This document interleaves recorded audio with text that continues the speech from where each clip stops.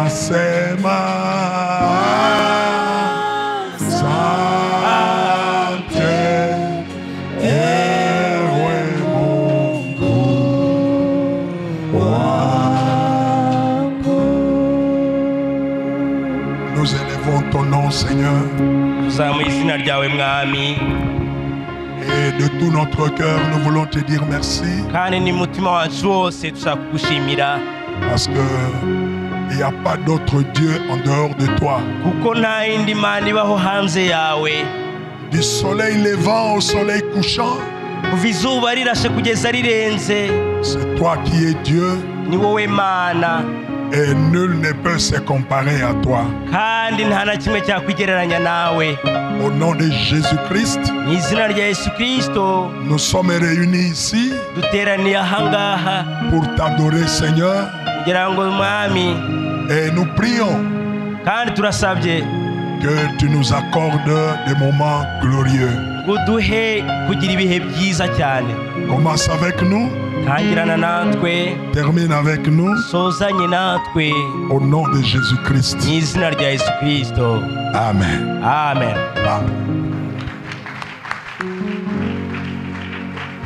Vous pouvez vous asseoir. Amen. Que le Seigneur vous bénisse. Bienvenue à la réunion du soir. Au Canada, aux États-Unis, nous avons vu beaucoup arriver là-bas, ils ont abandonné la foi. À cause de la facilité de la vie qu'il y a là-bas. Alors quand les jeunes gens arrivent là-bas, ils tombent souvent dans les plaisirs. Mais si vous avez des jeunes qui arrivent dans ce pays-là, ils continuent à tenir la foi, comme nos quelques jeunes que nous avons ici, comme les Joël. Nous avons le Mango Billy. Nous avons le frère bien-aimé Confido, bien entendu. Si ils arrivent dans des milieux comme celui-là, vous voyez un jeune qui se lève et qui commence à prêcher la parole, vous devez beaucoup l'honorer. Parce que là-bas, ce n'est pas comme ici. Ce n'est pas comme ici. Le péché, n'en parlons même pas. La vie est facile. Vous pouvez entrer dans les histoires de la drogue, de la pornographie, dans les histoires d'homosexualité pour faire l'argent.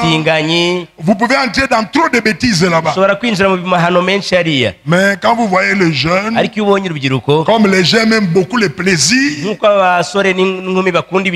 quand il y a des jeunes qui s'élèvent et qui servent Dieu dans ces pays-là, ce qui fait la joie, ce qui fait ma joie pour ces garçons, c'est que c'est dans ces pays-là qu'il s'est levé et il a écrit un grand nom et il nous a honorés nous ici au Rwanda. Parce qu'au moins les gens ont vu qu'au Rwanda aussi, il y a aussi des jeunes gens qui n'aiment pas seulement le monde, mais qui aiment aussi le Seigneur. Vraiment, nous l'aimons. Et nous avons voulu l'honorer ce dimanche. Qu'il prêche le matin, qu'il prêche l'après-midi, et devant ses amis. Le matin, il a prêché devant les parents. Maintenant, il va prêcher devant ses amis. Ses amis, maintenant, il va se lever et parler. Ma prière est que les jeunes se lèvent. Moi, je viens de faire 40 ans prêchant. Vous voyez que je suis fatigué. J'ai 40 ans à la chair. Ici à la chair, 40 ans. Maintenant, j'ai totalisé 58 ans. ubu ngubu nuzi imyaka 58 J'ai commencé à prêcher, j'ai 18 ans. natangiye kubwiriza afite imyaka 18. Donc j'ai 40 ans ici à la chaîne. maze imyaka 40 hano ku gicaniro, Voyageant ça et là, ngenda prêchant hirya no hino dans nkora les villages. ingendo. J'ai njya mu aussi byaro. besoin de voir les autres jeunes s'élever aussi. ndifuza kubona n'urundi rubyiruko ruhaguruka. C'est pourquoi nous leur donnerons toutes les chances. niyo mpamvu tuzabaha amahirwe yose. Et vous allez remarquer dans les jours à venir, je formerai tellement les jeunes. muzabona ko mu minsi iri imbere nzatoza urubyiruko. Moi je crois que tout jeune garçon qui est ici est un prédicateur. kuko nge nizera ko buri mwana w'umuhungu wese uri aha ngaha hano mubwiriza C'est butumwa. comme ça que moi je crois. nuko nge nizera Tout jeune garçon chrétien buri mwana w'umuhungu qui a w'umukristo cru ce message, wizeye ubu qui butumwa, est baptisé du Saint-Esprit, wabatijwe n'umwuka wera, est un prédicateur. n'umubwirizabutumwa. Il est capable de transmettre bisobanuye la ko foi qui est en lui. ashoboye gutanga ukwizera ku murimo. Nous sommes tous des prédicateurs, twese turababwirizabutumwa, sauf les sœurs usibye bashiki bacu qui ne viennent pas à la chair. bataza hano ku gicaniro, Mais elles aussi, elles prêchent ariko nabo barabwiriza par leur comportement. binyuriye mu myitwarire yabo. Parce que s'il y a des gens qui prêchent ici, ce sont nos filles. kuko niba hari abantu babwiriza hano ni abakobwa bacu. Les gens du monde ne comprennent pas nos filles. abantu bo mu isi ntibasobanukirwa Jeunes abakobwa qu'elles bacu sont, ukuntu bakiri bato, mais elles ne veulent pas être à la mode. ariko ntibashaka kugendana Elles sont n'ibigezweho, loin des maquillages, ntabwo bisiga loin ibirungo des by'ubwiza, habits qui exposent les corps, ntabwo bambara imyambaro igaragaza imibiri loin yabo, de toutes les saletés. kure y'ibyo myanda yose. Ce sont des grandes prédications. ni ibibwiriza bikomeye. Nos sœurs prêchent par l'exemple, bashiki bacu babwiriza binyuriye mu ngero mais le batanga, jeune garçon, ce n'est pas l'exemple seulement. ariko ku basore abahungu bo ntabwo ari Elle mu aussi, ngero elle gusa, prêche. mu Eux gutanga aussi urugero prêchent. rwiza gusa, C'est nabo pourquoi, si barabwiriza. un jeune garçon niyo me dit mpamvu iyo umusore muto qu'il ne peut pas transmettre ce qu'il connaît, adashobora gutanga ibyo azi, moi je doute de lui. ngewe mushidikanyaho. Parce que si réellement tu as cru, kuko niba warizeye tu mu peux témoigner by'ukuri de ta foi. ushobora gutanga ukwizera kwawe. Amen. Quand nous on était jeunes, twe tukiri bato on n'était pas encore prédicateurs, ntabwo twari twakaba ababwiriza. on nous appelait pasteurs partout. ahantu hose batwitaga pasiteri, À l'école, ku pasteur. ishuri pasiteri, Ok? Au boulot, ou bien dans les quartiers, pasteur. ku kazi cyangwa se aho utuye Parce que pasiteri. là où tu arrives, kuko aho ugeze hose tu condamnes tout. Tu condamnes tout. byose ukabicyaha. Les gens boivent, tu dis, boivent c'est mauvais. abantu bakora ikintu abantu banywa inzoga bati kunywa ni bibi, Tu as déjà prêché. waba Et wabwirije, là, on t'appelle déjà pasteur. aho ngaho bagahita bakwita C'est pasiteri. pourquoi s'il y a des jeunes ici qu'on n'appelle pas pasteur là où ils vivent, niyo mpamvu niba hari urubyiruko hano batita pasiteri aho batuye, hein, niba hari abasore hano aho batuye batajya babita pasiteri, Arikitagenda. On doit tous vous appeler des pasteurs. mwese hano bagomba kubita ba pasiteri. Pas pasteur. Pasteur et âge. Pasteur. Et de pasteur et âge. Vous voulez boire pasteur et âge. Le gâteau pasteur à Mazegugend. washaka kunywa bashaka kunywa inzoga bati pasiteri Donc yaje tout le turaza monde kunywa ici amazi est kugenda. prédicateur. buri wese hano ni umubwiriza. Donc préparez-vous. mwitegure, Un jour je vais vous dire, toi tu vas nous prêcher aujourd'hui. umunsi umwe nzavuga nti wowe uratubwiriza uyu munsi. Ne me dis pas que je ne saurais pas. ntuzambwire ngo Tu vas prendre simbishobora. une brochure. ugomba gusoma ibitabo by'umuhanuzi Tu nous le dis comment tu as lu. ukatubwira ibyo wasomye, Qu'est-ce que tu as compris là-bas? n'icyo wasobanukiwe hari. Que le Seigneur soit béni. mwami ahabwe umugisha. Amen. Ok, alors aujourd'hui, c'est Confido qui va nous apporter la parole. ni Confido uratugezaho ijambo. Vraiment, que Dieu le bénisse. imana imuhe Vous umugisha voyez, mu by'ukuri. il est venu, il a pris sa guitare basse. Ça fait beaucoup de temps qu'on ne jouait pas ça. Confido est venu, il dit, mais papa, ma guitare basse ne bouge pas. Il a pris sa guitare. murabona yaje afata gitari ye ya basi, harashize igihe kirekire il idacurangwa, m'a dit, arambwira ati reste papa, au bureau. Il dit, non, non, non, papa.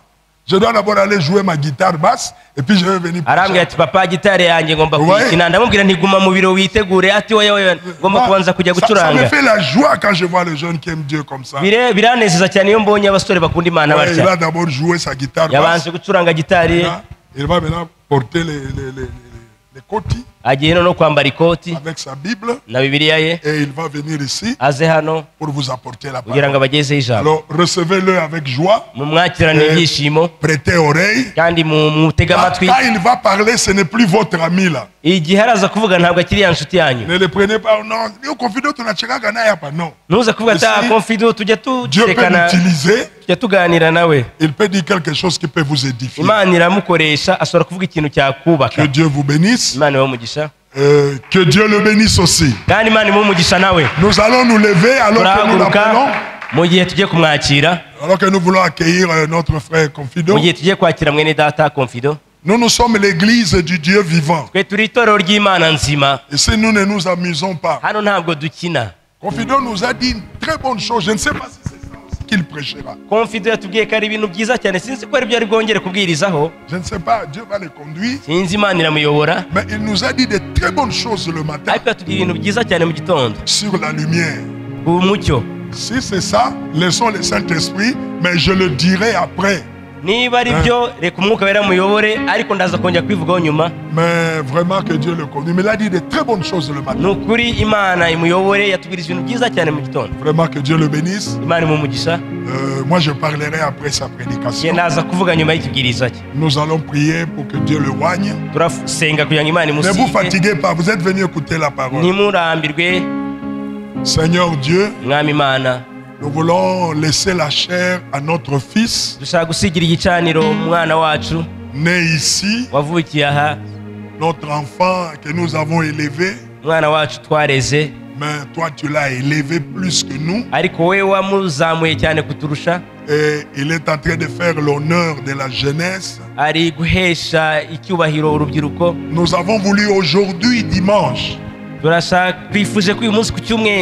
lui honorer ici en lui laissant la chair pour qu'il nous apporte la parole. Oins-le, Seigneur, utilise-le et parle-nous encore comme tu nous as parlé le matin. Au nom de Jésus. Amen. Amen. Amen. Oh.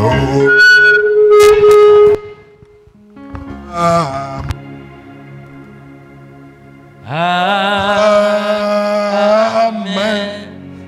Amen. Amen. Alléluia.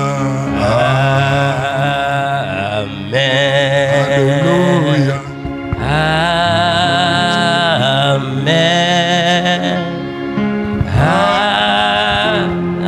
Amen. Amen. Amen. Hallelujah. Amen.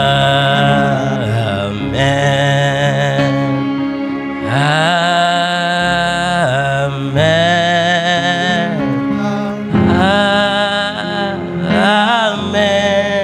Amen. Amen. God bless you. You may be seated. Imana ibahe umugisha mushobora kwicara. I'm so happy to be here again. Ndishimye nanone hano. I'm so happy to stand before my friend, before my brothers and sisters. Ndishimye cyane kuba mpagaze imbere ya bene data n'abashiki banjye. In a while that I didn't see y'all. Ari hashize igihe kirekire ntababona.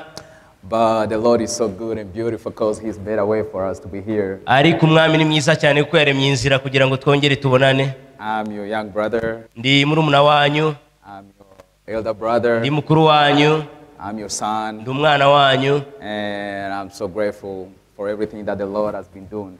Kandi ndashimira Imana kubyo yakoze byose. This morning we were honored to preach here on this pulpit. Na muri iki gitondo nagiriwe ubuntu bwo kubwiriza kuri gicaniro.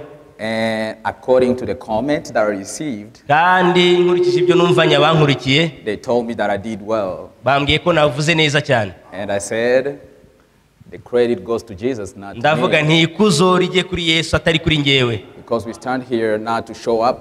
kuko turi hano atari kugira ngo twigaragaze, but we're trying to lift up the name of Jesus Christ our Lord. ahubwo turi kugira ngo dushyire hejuru izina ry'umwami wacu Yesu Kristo. And the Lord has been so good to us. kandi umwami yabaye mwiza cyane kuri twe. If today I'm preaching the gospel, uyu munsi kuba mbwiriza ubutumwa bwiza, it's because I've been leaning on God's grace. nuko nakomeje kwishingikiriza ku buntu bw'umwami. Without His grace, bitari kubw'ubuntu bwe, I don't know if I will be able to stand here. ntabwo nzi niba nari gushobora guhagarara aha ngaha. But He decided, for me to be here to stand at His place. ariko yemeye ko mpagarara hano hantu, And we are so grateful, kandi right? turamushimiye cyane. I think for all of us here, ndabashimiye mwese hano. Jesus is the reason why we came together. Yesu niwe mpamvu duteraniye aha. I think that's true, huh? ndatekereza ko ibyo ari ukuri. And this morning, muri gitondo we had a beautiful sermon. twagize ikibwiriza cyiza cyane. And for those who are following me online from my church, Tucson, in Tucson, ku bantu bari bankurikiye ku ikoranabuhanga hariya mu itorero ryanjye ry'i Tucson, we would like to apologize, about the technical issue that happened this morning. turashaka kubiseguraho ku bibazo by'ikoranabuhanga bitagenze neza mu gitondo. I received your comments that you were not happy at all. nabonye commentaire zanyu ko bitari byiza cyane, But we are so sorry. tubiseguyeho. That's how the devil works. niko satani akora, He's jealous sometimes. ararogoya rimwe na rimwe. But I think right now everything is well, right? ariko ndatekereza ko ubu noneho byose bimeze Brother neza. Bobo, all is well now, yeah. bimeze neza. So we're so grateful to the Lord. tushimiye umwami And right cyane, now we are about to preach the message right now. kandi ubu noneho tugiye kubwiriza ubutumwa. I'm so happy to see my friend here. ndishimiye cyane A kubona lot inshuti of my zanjye hano, friends. A lot of my friends here. benshi mu nshuti zanjye hano. This morning I was before my parents, mu gitondo nari imbere y'ababyeyi banjye, but now I'm before my friends. noneho ngubu imbere y'inshuti I zanjye. feel so free. ndumva nisanzuye, And now we are about to do this now. kandi nkaba ngiye gukora ibi none. I'm not a great preacher. ntabwo ndi umubwiriza ukomeye, I'm the least of all of them. ndi muto cyane mu babwirizabutumwa bose, But I try to pray. ariko ngerageza I gusenga, read the Bible. nkasoma I bibiliya, read a message. nkasoma ubutumwa, And then I get inspiration. nuko nkakira guhumekerwa. And I'm doing my introduction in English ndivuga cyangwa se ndatangira mvuga icyongereza, because some of the brothers from my church, they are following us. kubera ko hari bene data bo mu itorero nturukamo showing up. I'm not bari showing gukurikira. off. ntabwo ndi kugerageza kubirataho. God bless you. imana ibahe umugisha. But my sermon is going to be in French now. ariko ikibwiriza cyanjye kiraba mu gifaransa, And I hope all together God will bless us. kandi izera ko imana iraduha umugisha. If you have sorrows in your heart, niba ufite akababaro mu mutima, if you're not feeling good, niba utameze neza, if you feel saddened, niba ubabaye, life happens. bibaho. But right now, ariko ubu I'm going to try to comfort you. ngiye kugerageza kuguhumuriza, I'm going to try, ngiye to give you kugerageza hope again. kuguha ibyiringiro nanone. And I think by God's grace, kandi ndatekereza ko at ubuntu the end, bw'imana, at the end, iherezo ku musozo, you will testify. urabasha gutanga ubuhamya. God bless you all. imana ibahe umugisha mwese, I love you all. ndabakunda cyane. Maintenant, nous allons nous lever. turahaguruka, Nous allons prendre nos Bibles. dufate bibiliya zacu, Nous allons juste prendre un passage dusome umurongo dans le livre d'Esther. mu gitabo cya Esiteri. Nous allons prendre le livre d'Esther, chapitre 4. turafata igitabo cya Esiteri igice cya 4. Est-ce que vous êtes joyeux? ese Moi, muranezerewe? je suis content. Moi, je suis content. njye ndanezerewe Avec le message qu'on a eu ce matin, hamwe n'ubutumwa twabonye muri gitondo. en tout cas, il n'y a pas moyen pour moi d'être attristé. mu by'ukuri nta mpamvu yo kubabara, Parce que c'est un message qui m'a donné la foi. kuko ni ubutumwa bwampaye ukwizera, C'est un message ni ubutumwa qui m'a augmenté la force. bwanyongereye imbaraga. Sans plus tarder, tudatinze nous allons prendre le livre d'Esther. turafata igitabo cya Esiteri. Esther, chapitre 4. Esiteri igice cya 4, Nous commençons par le 11e verset turahera ku murongo wa 11 jusqu'au 14e verset. kugeza ku wa 14. Esther 4. Esiteri igice cya 4, Nous allons lire au nom du Seigneur.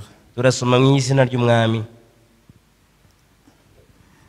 La Bible dit: tous les serviteurs du roi et le peuple de province du roi savent qu'il existe une loi portant peine de mort contre quiconque, homme ou femme, qui entre chez le roi dans la cour intérieure sans avoir été appelé. Celui-là seul a la vie sauve.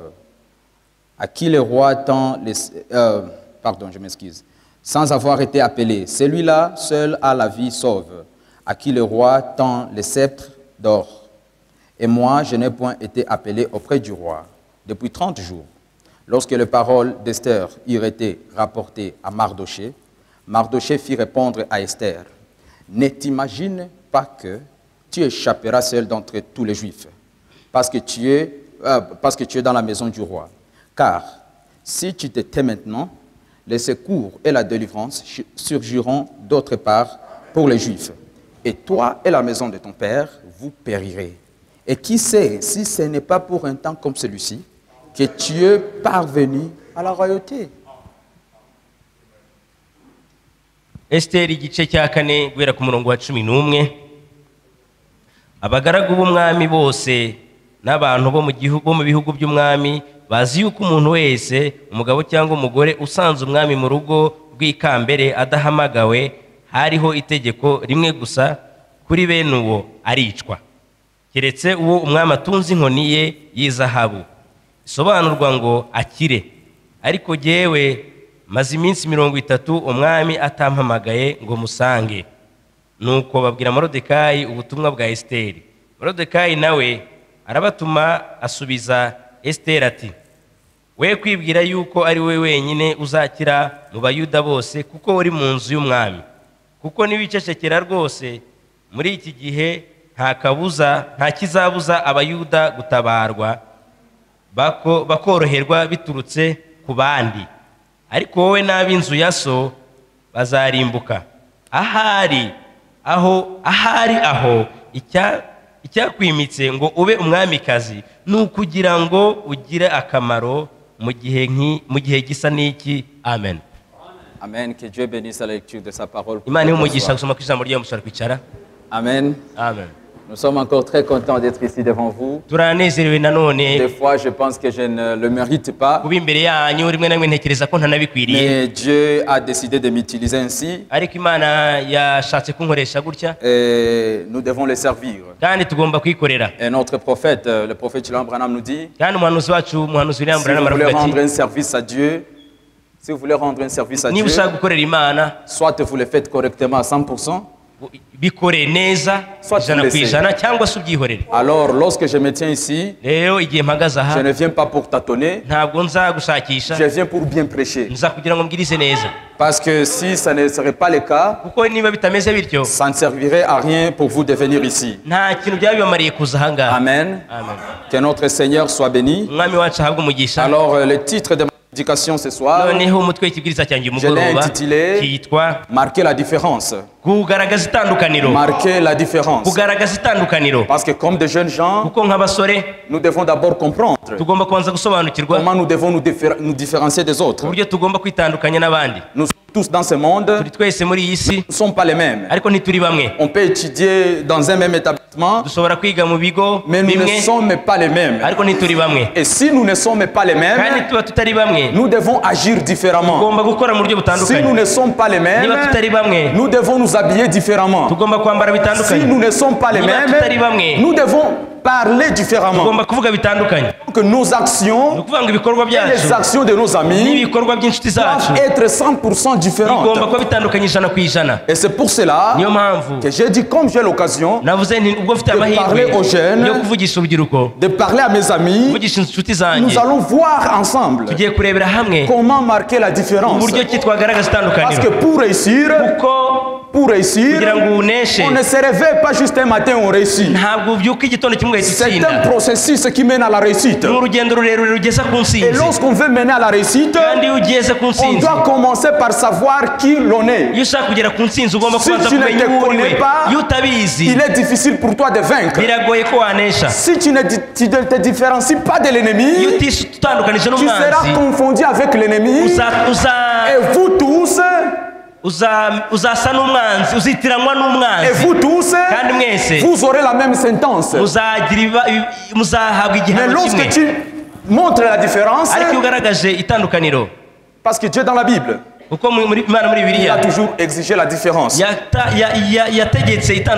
Parce que lui-même il a dit, j'établirai une différence entre ceux-là qui me servent et ceux-là qui ne me servent pas. Et tel que nous sommes ici, nous pensons que nous servons Dieu. Alors si nous servons Dieu, nous devons voir comment le prouver et comment nous comporter. Nous venons de lire une histoire populaire de la Bible. Cette histoire, c'est une histoire populaire de la Bible. Mais la raison pour laquelle j'ai choisi cette histoire, c'est parce qu'il y a une personne ici qui a marqué la différence. Et lorsqu'il a marqué la différence, elle a eu le résultat positif. Qui veut dire quoi? Frère Branham nous dit, nous devons éviter de bonnes choses. S'il y a cette personnalité ici et qu'elle a fait de bonnes choses, il n'y a rien qui nous empêche à ne pas l'imiter aujourd'hui. Et voilà pourquoi j'ai décidé de parler sur l'histoire d'Esther. Qu'est-ce qui s'était passé ici? C'est au temps du roi Assuérus. C'était un grand roi qui avait une grande royaume. C'était un roi qui avait des richesses. Son royaume était vraiment un grand royaume. Ça partait de l'Éthiopie et ça arrivait même jusqu'en Inde. Il avait des biens. Il avait des biens de ce monde. C'était un roi très riche.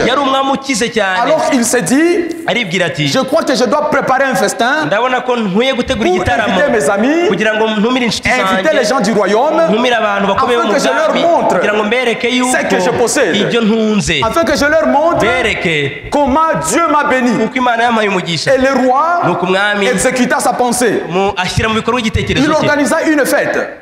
Il invita les gens. Il invita les gens. Et tous les invités ont répondu favorablement à l'invitation. Et ils sont venus répondre pour festoyer avec le roi. C'était une fête très longue qu'on n'a jamais vue parce que cela a duré presque 7 jours. Les gens buvaient, ils mangeaient, les gens vraiment festoyaient au maximum. Est-ce que nous sommes ensemble? Alors le roi a dit maintenant, je crois que je dois faire mon mieux pour présenter à mes invités ma femme qui est la reine Vashti. Et la Bible dit qu'elle était belle de figure. C'était une femme très belle. Et le roi s'est dit, je dois faire mon mieux pour présenter maintenant ma femme. Parce que les femmes, ils étaient de leur côté et les hommes étaient de leur côté.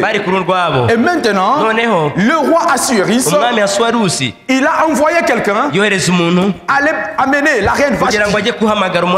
Et lorsqu'on a appelé la reine Vashti, elle a refusé de venir. Elle a refusé de venir. Elle a refusé. Cela a attristé le roi. Le roi était très attristé. Pourquoi est-ce que Vashti peut me causer la honte comme ceci? Le roi était très énervé. Alors les eunuques qui étaient près du roi, ils ont dit, mais qu'est-ce que nous devons faire maintenant? Qu'est-ce que nous devons faire? Ils lui ont proposé, lui disant, Monsieur le roi, si tu peux signer un décret pour que Vashti ne revienne même plus ici dans la cour. Et c'est lui qui a donné le conseil. C'est l'un de ces eunuques, Memucan. Donc Memucan, qui il a un nom composé de 7 lettres, qui était la 7e personne. Qu'est-ce qu'il a prêché au roi? Il a été le premier à prêcher le mariage et divorce. Est-ce que nous sommes ensemble?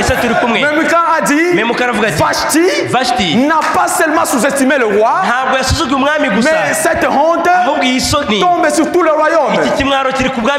Alors, il a prêché au roi. Et la prédication de Memucan a été approuvée par le roi. Et il a dit, Memucan, je vais envoyer des lettres. Je vais signer. Et il a dit que chaque femme doit honorer son mari. Parce qu'il a dit, toutes les femmes du royaume risquent d'imiter cette sale habitude de Vashti. Et ils vont commencer à mépriser leur mari. Est-ce que nous sommes ensemble? Qui veut dire quoi? Ici nous ne sommes pas mariés. Nous ne sommes pas mariés. Mais apprenez déjà que le mépris mérite le divorce. Vous mariez bientôt. Vous qui vous mariez bientôt. Pasteur, je dois m'inclure aussi. Nous qui nous marions bientôt. Donc nous devons savoir que la femme doit honorer son mari. Ça c'est une loi biblique. Et si vous ne l'honorez pas, il y aura encore un Memucan qui se lèvera. Tu seras jeté à l'extérieur. Est-ce que nous sommes ensemble? Alors le roi dit, qu'est-ce que nous devons faire maintenant? On lui a proposé. On lui a dit, je marche vite pour arriver là où je vais. On lui a dit, on peut amener des jeunes filles. On peut sélectionner des jeunes filles vierges. Parce que pour participer à cette compétition, on a cherché les gens de bonne vie. C'est une invitation.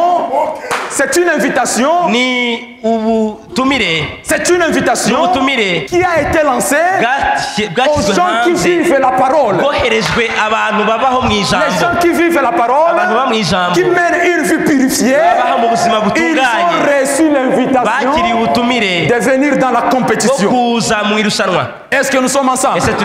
Donc cela ne suffisait pas que tu sois seulement une fille. La condition était claire. Une fille vierge. Qu'est-ce que signifie une fille vierge? Cela veut dire une fille pure et n'a jamais été touchée par l'homme. Aujourd'hui, si on amène l'invitation, qui vont partir? Je ne sais pas. Parenthèse. Je ne sais pas. Mais l'invitation était destinée aux filles pures, sans tâche, vierges, honorables. Parce que la reine, une femme qui va être mariée par le roi doit être la meilleure de toutes. Est-ce que nous sommes ensemble? Alors, on a amené des invitations. On a amené des jeunes filles. Et là dans la ville, il y avait un juif nommé Mardoché, qui avait sa fille Hadassa Esther. Alors Mardoché, Esther n'était pas sa fille biologique. C'était la fille de son oncle. Mais comme les Juifs étaient là dans ce royaume, ils étaient amenés là en captivité. Lorsque le roi Nebuchadnezzar avait attaqué Jérusalem, c'est comme cela que ces gens se sont retrouvés là dans ce royaume. Est-ce que nous sommes ensemble? Il y avait trop de juifs là dans ce royaume. Esther était là. Esther ne connaissait pas l'histoire de son peuple. Elle ne connaissait pas l'histoire de son peuple. Elle ne connaissait pas comment elles étaient venues là-bas. Mais elle était juste là. Une fille très pure. Une fille pure. Les caractères d'Esther ont prouvé qu'elle méritait la compétition. Est-ce que nous sommes ensemble? Esther n'a pas été amenée dans la compétition parce qu'elle était juive. C'était pas ça la raison. Mais Esther a prouvé au monde que je mène une vie chrétienne. Je mérite là-bas. Pour aller dans cette compétition, ça ne demandait pas le niveau d'études. Tu pouvais avoir des PhD avec une vie sale, tu es rejeté. Ce qui était important là-bas, quelle vie que tu mènes. Il y a de l'importance à mener une vie pure. Il y a de l'importance. Une vie chrétienne. Même lorsque le pasteur ne parle là, garde ton identité comme chrétien. Le pasteur vous a dit une chose. Ici nous avons des jeunes. J'aimerais par la grâce de Dieu, si avait moyen de prendre l'avion, on vous embarque, nous allons aux États-Unis, nous allons voir. Nous allons voir qui est chrétien ici. Parce que maintes fois, on est chrétien parce que papa est né dans les messages. Venez un peu là chez nous. Venez un peu là chez nous. Vous verrez le diable en face comme ça. Et frère Branham me dit, le diable n'a pas peur de ta personnalité. Le diable n'a pas peur de ton rang social. Le diable n'a pas peur de ton nom. Même tes études là-bas. Que tu aies un doctorat. Satan n'a pas peur de ça. Satan a seulement peur du sang de Jésus. Lorsqu'il te voit sous le sang, là, il va fuir. Mais si tu veux te vanter, j'espère, tu seras un bon repas pour le diable. Si tu ne te caches pas sous le sang. Est-ce que nous sommes ensemble? Alors la reine Esther est partie. Elle est partie. Là où elle est partie, on peut appeler ça bootcamp. Qu'on fait pour nos miss ici. C'est le premier bootcamp que nous voyons dans la Bible. Parce qu'on les a gardés là-bas. On les a arrangés pendant une période de 12 mois. Et comme on les a arrangés maintenant, j'arrive dans mon sujet ici. Lorsqu'on les a arrangés, on leur a donné des matériels pour se rendre belles. My God. Alléluia. On leur a donné des éléments de la beauté. Make-up. Est-ce que nous sommes ensemble? Alléluia. On les a donné plein de make-up.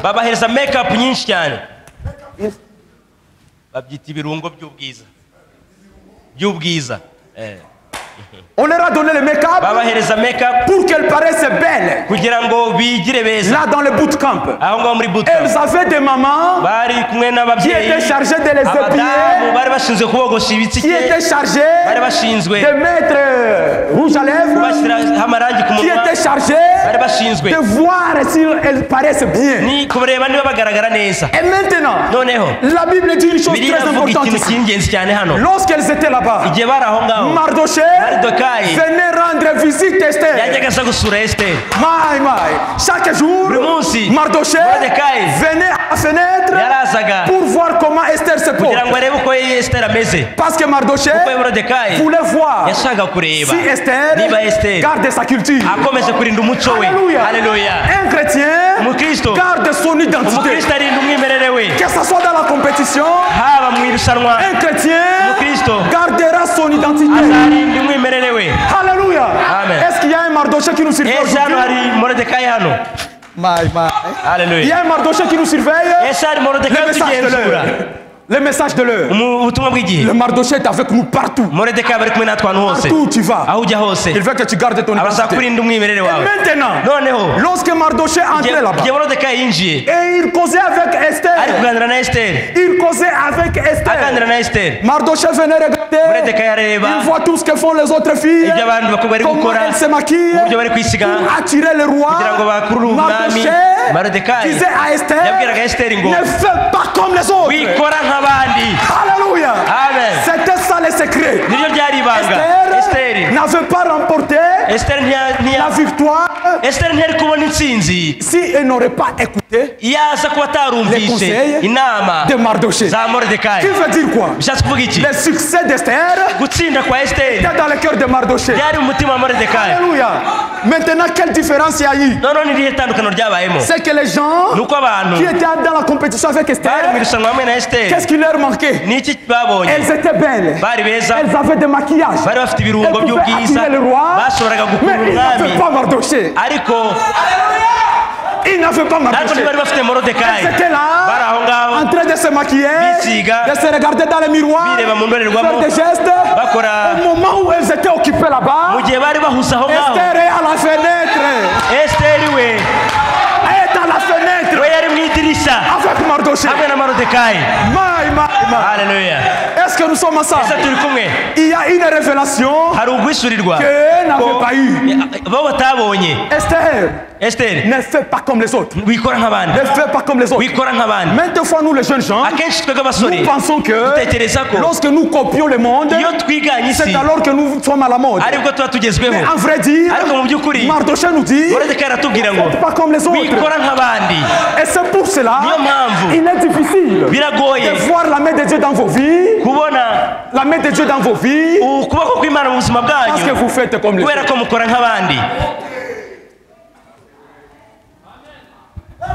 Alléluia. Amen. Est-ce que nous sommes ensemble? Esther ne fait pas comme les autres. Ne fait pas comme les autres. Et nous voyons ceci dans la Bible. Partout dans la Bible. Même lorsque le petit David a voulu affronter Goliath, on a voulu qu'il fasse comme les autres. On a voulu que David porte les habits du combat comme les autres. Alors que la loi qui est là ne fait pas comme les autres. David, lorsqu'il n'a pas fait comme les autres, le résultat a été positif. Est-ce que nous sommes ensemble? Si David n'aurait pas eu de révélation et porté ses habits de Saül, cette histoire n'existerait même pas dans la Bible. Parce que lorsque vous échouez, il n'y a rien de bon de parler de vous. On parle les vainqueurs. Si tu sais que nous puissions t'honorer, sois un vainqueur.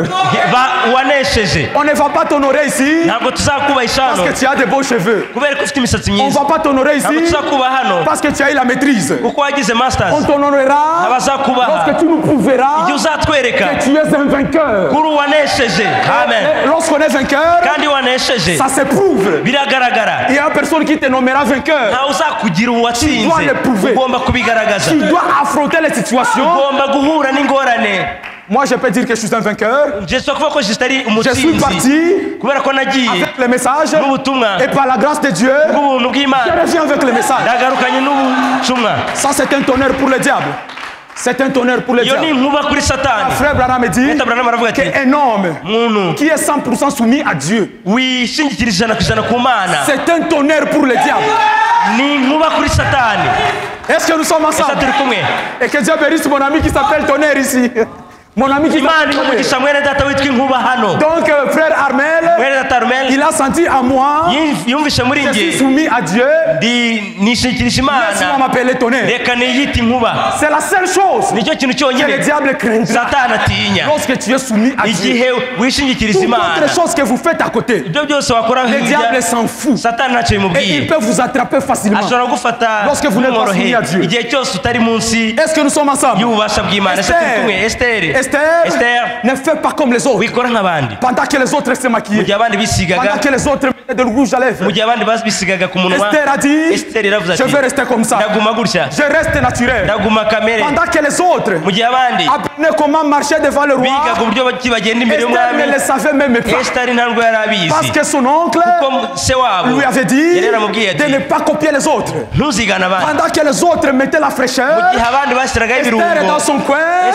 Il était en train de chanter Jendu Kristo Womumutima Kukusika Yenda Kristo Ichatumyapfa Yazize njewe Nabuzwa niki kujamu. Voilà les chants qui étaient dans le cœur d'Esther. Les autres étaient occupés avec la fraîcheur. Mais Esther, il y avait un cantique dans son cœur qui la ranimait toujours. Une fois qu'elle chantait comme cela, elle se sentait en forme. Est-ce que nous sommes ensemble? Est-ce que nous sommes ensemble? Jeunes gens, si vous voulez réussir et arriver quelque part, arrêtez d'imiter le monde. Amen. s'il faut coucher avec les boss pour maintenir le boulot, Mardochée te dit, ne fais pas comme les autres. S'il faut coucher avec l'enseignant pour passer la classe, Mardochée te dit, ne fais pas comme les autres. Est-ce que nous sommes ensemble? La Bible nous dit qu'elle est juste. Vivront par la foi. Et lorsque tu commences à coucher avec les boss, tu n'as plus la foi. Et tu ne feras jamais la médecine. Mais lorsque tu te tiens pour la cause de Christ, croyez-moi, je vous le jure, Christ vous défendra. Nous avons des échecs dans nos vies. Parce que nous ne prenons pas la cause de la parole. Nous ne défendons pas la cause de Christ. Et c'est pour cela qu'on a des jeunes sans témoignage. Précieux, quel est ton témoignage? Oh, j'ai terminé les études. À part ça, bon, je ne sais pas. Je ne sais pas. Un chrétien doit avoir un témoignage. Un chrétien doit avoir un témoignage. Là où il y a Dieu, ça bouge toujours. Là où il y a Dieu, il y a toujours un mouvement. Est-ce que nous sommes ensemble? Parce que ce sont ces témoignages qui nous donnent la force d'affronter le mal. Lorsque tu as des témoignages, que tu tombes dans une situation, tu vas juste regarder en arrière. Les mêmes hier, aujourd'hui, éternellement. C'est qu'il peut encore le faire. Est-ce que nous sommes ensemble? David, qu'est-ce qui a fait qu'il puisse vaincre Goliath? C'est parce que David, il a regardé devant Goliath. Il a dit, est-ce que j'ai un témoignage? Il a dit, si j'ai un témoignage. Et David, il a sorti son CV. Pouf. Et qu'est-ce qui est écrit sur son CV? Une fois, j'ai paissé les brebis de mon père. Et il y a un ours qui est venu. Il a voulu attaquer les brebis de mon père. Je l'avais attaqué et je l'ai déchiré. Il dit, c'est pas seulement ça sur mon CV. Un autre jour, j'étais en train de paître les brebis de mon père. Encore un lion est venu. Et lorsque le lion est venu, je l'avais déchiré. Les CV spirituels. Très important dans la vie. Très important dans la vie. Vous avez été à l'école. Vous avez été à l'école et vous vantez. J'ai étudié aux États-Unis, j'ai été le certificat, j'ai ça. Ça ne sert à rien lorsque tu es en situation. Là, ça ne sert à rien lorsque tu es devant un problème. Il faut avoir des CV spirituels. Des CV spirituels. Dire, Seigneur, je me souviens, une fois il y avait une telle situation, j'ai prié, tu l'as exaucé. Et une autre fois, j'étais tombé dans la crise, j'ai prié, tu as agi. Voilà les CV spirituels dont nous avons besoin aujourd'hui. Est-ce que nous sommes ensemble? Nous avons besoin de chrétiens qui peuvent montrer leur CV. Si le pasteur peut vous appeler et dire, frère aimable, montre-moi ton CV. Que tu puisses lui dire quelque chose qui lui fera sourire. De sorte que le pasteur pourra dire, tu es un véritable croyant. Est-ce que nous sommes ensemble? Le problème que nous avons, pas de CV. 10 ans dans les messages. Quelle expérience? Zéro. Et puis de l'autre côté, tu as l'expérience de critique. Tu peux critiquer en commençant par les chaussures jusqu'au CV. Mais tu as quelle expérience spirituelle? Les chrétiens qui tiendront dans l'Odyssée, c'est les chrétiens qui ont leur CV. Pour tenir dans cet âge, tu dois avoir un CV spirituel. Si vous n'en avez pas, commencez déjà à chercher cela. Comment ça s'obtient? Ça s'obtient comment? Ça s'obtient comment? Par la généalogie. Un chrétien doit se mettre toujours à genoux. Qu'est-ce que vous pensez? Tu es un chrétien, tu ne pries pas. Et puis Où est-ce que tu vas trouver le CV? On ne va pas vous marier parce que vous êtes belle. On vous mariera lorsque vous avez un CV présentable. De sorte que le frère peut dire, en tout cas, je sens les 7 tonnerres dans cette fille. Si vous pensez que nous allons seulement vous marier parce que vous êtes belle, même 45 ans va frapper ici. Un vrai frère, il ne regardera pas la beauté. Un vrai frère verra ton CV. Sœur, parle-moi de ton CV. Twavukiye muri message tujyaga Curiro tuvuyeho tujyara aussi. Ce n'est pas ça que nous demandons. Ce n'est pas ça.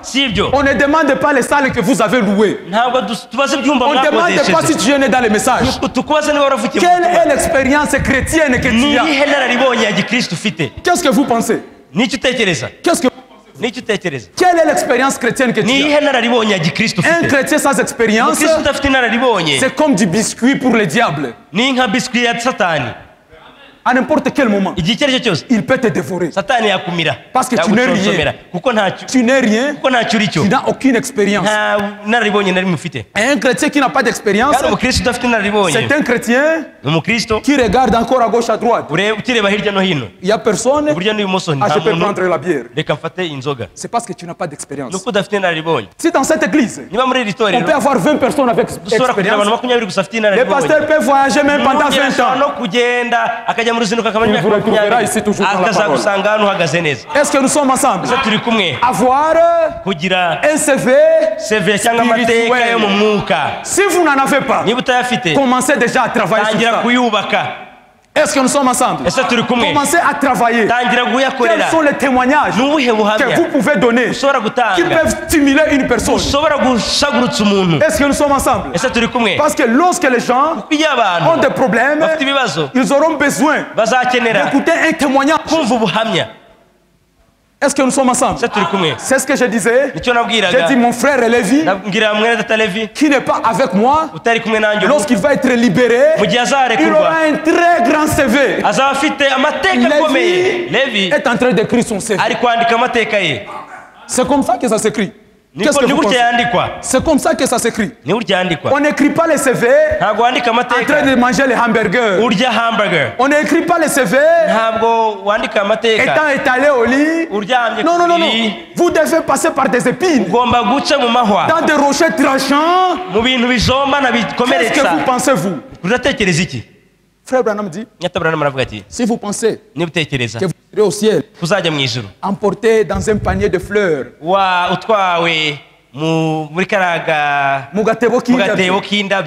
il dit, vous vous trompez. Ce n'est pas comme ça qu'on va au ciel. Je n'irai pas au ciel avec cette veste comme ça. Oh Seigneur, c'est le frère Banza qui arrive. Ce n'est pas comme ça. Frère Branham dit, vous montrerez vos cicatrices. Et comment tu auras des cicatrices? Comment tu auras des cicatrices si tu ne passes pas par des problèmes? Donc au ciel, on sera honoré grâce à la grandeur de nos cicatrices. Est-ce que nous sommes ensemble? Seigneur, regarde, j'ai été déchiré. J'ai été déchiré à cause de ta parole. Des cicatrices. Jésus a montré ces cicatrices. Il a montré, il a dit, voyez-vous, là on a percé le clou, là on a percé la lance. Les apôtres montreront leurs cicatrices. Ils ont été pendus, ils ont été brûlés, ils ont été décapités. Et qu'est-ce qui vous dit que vous êtes épargnés? Si vous suivez Christ, préparez-vous à avoir des cicatrices. C'est ça la vie chrétienne. C'est ça la vie chrétienne. Et c'est ces cicatrices qui composent notre CV. Lorsque David se battait avec ce lion, il ne l'avait pas tué facilement. Il est resté avec des cicatrices. Est-ce que nous sommes ensemble? Il est resté avec des cicatrices. Parce que le lion a essayé de lui mettre ses doigts, ses ongles, et David a eu des cicatrices. Et aussi longtemps qu'il avait ces cicatrices, Goliath ne pouvait pas les brûler. Il suffisait seulement que David regarde à ses cicatrices et dire le même Dieu qui a fait ceci est capable de te mettre par terre. Est-ce que nous sommes ensemble? Et maintenant, lorsque vous êtes chrétien et que vous avez une bonne peau, sans cicatrice, Satan vous emportera facilement. Parce que vous n'avez aucun souvenir. Dieu n'a jamais rien fait quoi que ce soit pour vous. Les cicatrices nous donnent la révolution. Est-ce que nous sommes là ensemble? Marquez la différence. Marquez la différence. Et maintenant, je vais lire Frère Branham. Je vais lire Frère Branham ici. Dans la prédication, l'homme le plus méchant que je connaisse. Paragraphe 24. Il dit, un instant. Est-ce que nous sommes ensemble? Je cherche la citation ici. Paragraphe 25. Il dit peut-être que Jésus a dit, bon, pour revenir à l'original, Dieu doit encore parler. C'est ce qu'il fait quand il vous donne la nouvelle naissance. Votre vie ancienne a disparu. Et vous revenez à la parole originale du Seigneur. Si ce n'est pas le cas, donc si votre ancienne vie n'est pas encore disparue, vous êtes un hybride dans les églises.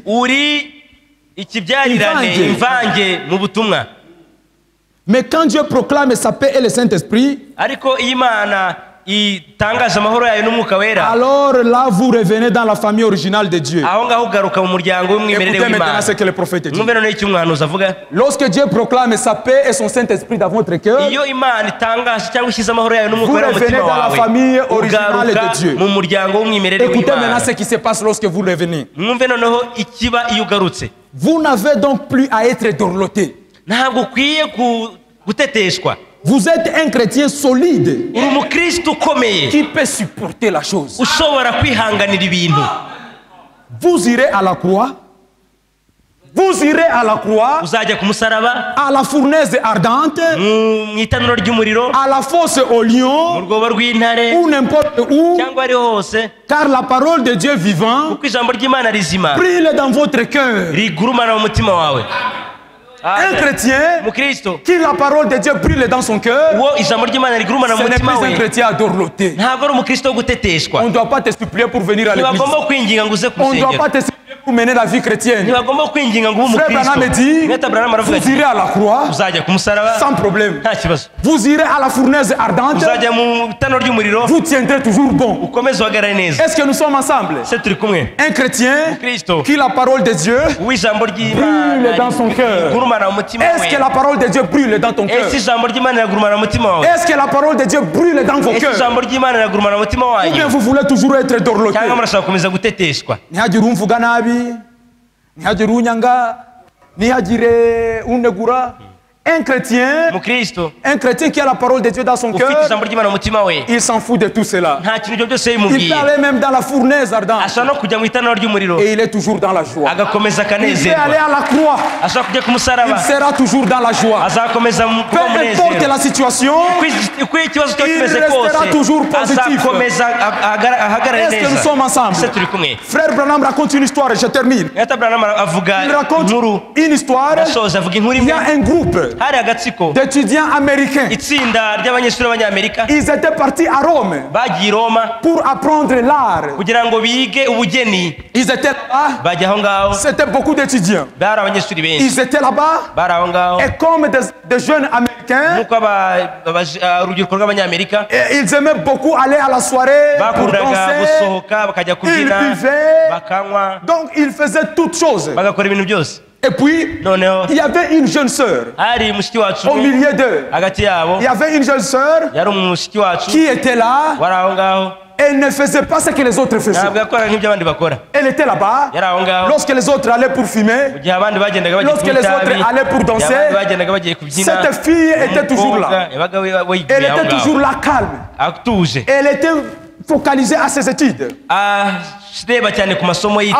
il y a un monsieur qui était là dans l'enclos, un vieux homme qui était trop curieux à cause de ses filles.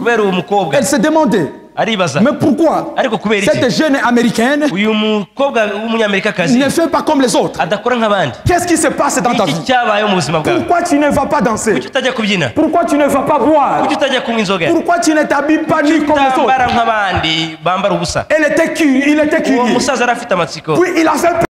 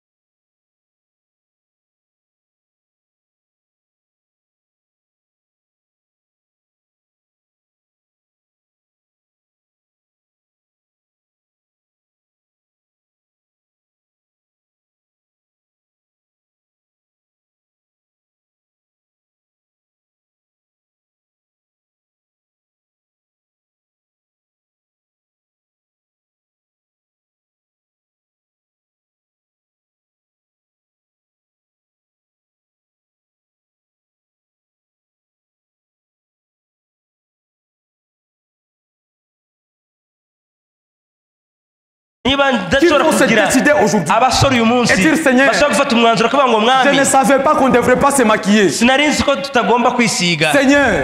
je ne savais pas que je vivais dans des conneries pareilles.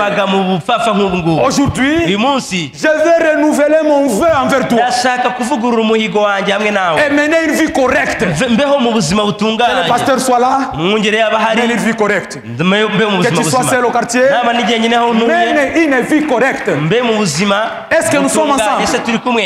Frère Branham dit, il y a deux sortes de gens. Il y a des gens qui leur péché les précèdent. Il y a d'autres qui leur péché les poursuivent. Est-ce que nous sommes ensemble? Lorsque vous reconnaissez votre tort et que vous arrangez cela, ce péché-là déjà vous précède. C'est arrangé. Mais lorsque vous ne confessez pas, vous cachez, lorsque vous mourrez, ces péchés vont vous poursuivre. Est-ce que nous sommes ensemble? Jeunes gens de Shamgar, de Bethesda, de Shalom, et même les visiteurs qui sont ici, ne vivez pas dans des conneries. Marquez la différence. On vous respectera lorsque vous prouverez que vous êtes chrétien. On ne vous respectera pas parce que vous avez 4 copines. On ne vous respectera pas parce que vous couchez avec les femmes chaque jour. On ne vous respectera pas parce que vous buvez l'alcool. Vous êtes dans des conneries. Conneries. Est-ce que nous sommes ensemble? Restons fidèles.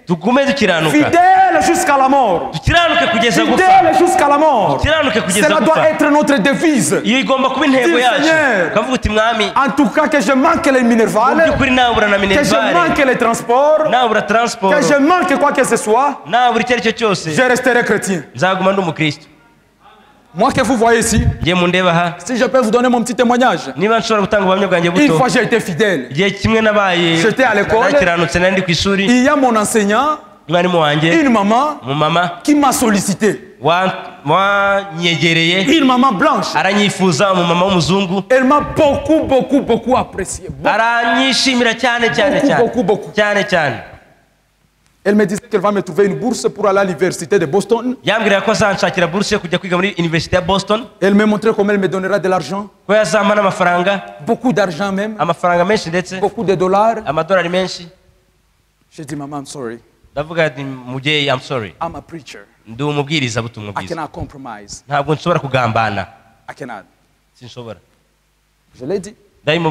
C'est pas parce que j'aime pas l'argent. C'est pas parce que j'ai pas besoin de l'argent. Mais j'ai refusé. Et lorsque ça continuait, j'ai pris mes études. J'ai transféré online. Pour qu'on puisse passer rencontrer. Et cela a réglé la question. Est-ce que nous sommes ensemble? Et depuis lors, elle m'appelle des fois. Oh, j'ai un problème, prie pour moi. Oh, il y a ceci, cela. Prie pour moi.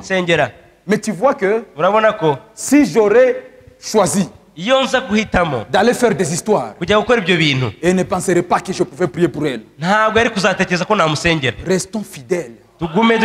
Restons fidèles. Restons fidèles. Ce que vous faites là, ça ne vous augmentera rien du tout. Ça vous donnera seulement les maux de tête. Et lorsqu'on prêche comme ça, vous êtes condamné. Il faut dégager Confido là-bas. Je quitte pas. Je quitte pas. Voilà le salaire de la vie du péché. Tu manques la paix. Lorsqu'on parle de quelque chose, non, ne baratangi. Non. Un pécheur n'est jamais en paix. L'attention. Tu n'es pas en paix. Tu n'es pas en paix. Pendant que nous autres, nous sommes dans le repos, toi, ton cœur est en train de battre. Quand hier, je l'ai fait. Oh Seigneur, Il y a encore de l'espoir. Il y a encore du temps. Si vous avez été touché, je vous demanderai ce soir de renouveler votre vœu. Si vous l'avez abandonné quelque part et que vous n'étiez plus une brebis, que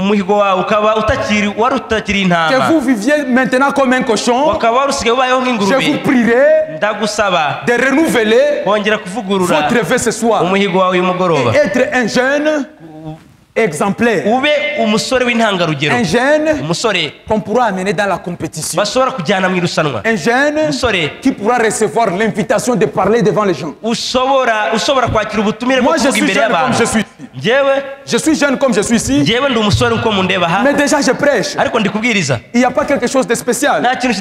C'est parce que je continue à mener un bon combat de la foi. J'ai la chair qui fonctionne, mais je pense toujours à l'âme qui est là à l'intérieur. Est-ce que nous sommes ensemble? Pensez à vos âmes. Pensez à vos âmes. Il y a une âme qui devra répondre un jour de tout ce mal-là que vous faites, de toutes ces conneries que vous nourrissez. Est-ce que nous sommes ensemble? Esther a marqué la différence. David a marqué la différence. Est-ce que nous sommes ensemble? La jeune fille américaine a marqué la différence. Toi aussi, tu peux réécrire une nouvelle histoire. Jusqu'à ce que là, à ton travail, on verra que tu as changé. Au boulot, on verra que tu as changé. À la maison, on verra que tu as changé. Est-ce que nous sommes ensemble? Frère Branham dit que tout le monde n'achètera pas de Bible. Tout le monde n'achètera pas de Bible. Mais nous devons être des Bibles qui marchent. Des Bibles qui marchent. Lorsqu'on me voit, on dit c'est un chrétien. C'est un chrétien. Identifiez-vous comme des chrétiens. Pas comme la plus belle, pas comme le plus friqué, pas comme quoi que ce soit, pas comme celui qui s'habille bien, mais plutôt que les gens soient convaincus qu'il y a Christ dans votre vie. Voilà la vraie réussite. C'est la vraie réussite. Que ce livre ne s'éloigne pas de votre bouche. Est-ce que nous sommes ensemble? Vous êtes des jeunes comme moi. Je devrais parler comme ceci. C'est comme ça qu'on parle aux jeunes. Je ne vais pas vous prêcher que vous serez enlevés. Quand le pasteur le fera, moi je viens pour vous dire, marquez la différence. Marquez la différence. Que les jeunes du message puissent être des jeunes exemplaires. Lorsqu'on parlera à une bonne personne, que ça soit toi. Aspirez toujours à être les meilleurs. Est-ce que nous sommes ensemble? Amen. Marquez la différence. Est-ce que nous sommes ensemble? Je crois que vous m'écoutez très bien. Nous devons marquer la différence à Kigali. Que vous soyez des meilleures sœurs, des meilleurs frères, des sœurs. On n'a pas besoin de vous prêcher que vous devez bien vous habiller. Parce que lorsque vous avez déjà le Saint-Esprit, le Saint-Esprit vous guidera. Toi-même, tu vas mettre la jupe. Tu dis non, ça me sert trop. Tu vas essayer de mettre le maquillage. Tu dis non, là, je ressemble à un cochon. Laisse-moi enlever. Tu te laves et tu enlèves tout. Est-ce que nous sommes ensemble? Marquons la différence. Tous ces gens, lorsqu'ils se sont tenus sur leur position, ils ont été honorés. Et aujourd'hui, nous lisons leur histoire. Si vous aussi vous tenez bon, le pasteur ici vous honorera. Il parlera en bien de vous. Il sera fier de vous.